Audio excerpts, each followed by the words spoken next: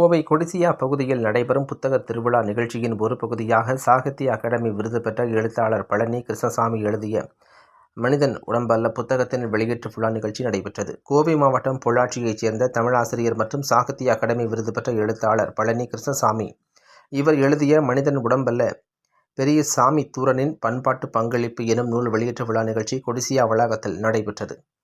கடந்த 18ஆம் தேதி முதல் 27ஆம் தேதி வரை கொடிசியா வளாகத்தில் புத்தக திருவிழா நிகழ்ச்சி நடைபெற்று வருகின்ற நிலையில் இதன் ஒரு பகுதியாக இந்நூலை கவிஞர் சிற்பி பாலசுப்ரமணியம் புத்தக திருவிழா நிகழ்ச்சியில் வெளியிட்டார்.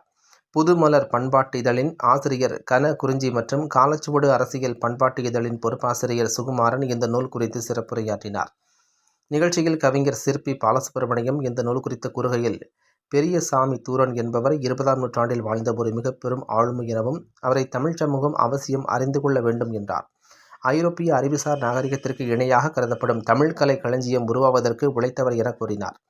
பெரியசாமி தூரன் ஒரு சிறந்த கவிஞர், சிறுகதை எழுத்தாளர், குழந்தைகள் கலைக்களஞ்சியம் உருவாக்கியவர், நாட்டுப்புற இலக்கிய நூல்கள் எழுதியவர், தமிழ் இசை வளர காரணமாக இருந்தவர், ஒரு சிறந்த கல்வியாளர், இதழ் ஆசிரியர், முற்போக்கு சிந்தனை கொண்டவர், மொத்தத்தில் அவர் ஒரு பன்முக திறன் கொண்டவர் என பேசினார்.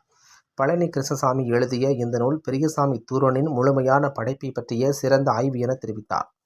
தொடர்ந்து இந்த புத்தகத்தை எழுதிய பழனி கிருஷ்ணசாமி பேசுகையில், தமிழர் நாகரிகம் என்பது உலக நாகரிகத்திற்கு இணையானது என்ற பேச்சு தற்பொழுது எழுந்திருக்கிறது. இதை உலகத்தார் நம்ப வேண்டும் என்றால் நாம் நிறைய எழுத வேண்டும், பேச வேண்டும், நிறைய எடுத்துக்காட்டுகளை தர வேண்டும். அந்த பொறுப்பை தனி மனிதனாக இல்லாமல் சமூகமாக இருந்து செயல்படுத்த வேண்டும் என்ற உணர்வை இந்த புத்தகத்தை எழுத காரணம் என தெரிவித்தார் என்பது குறிப்பிடத்தக்கது.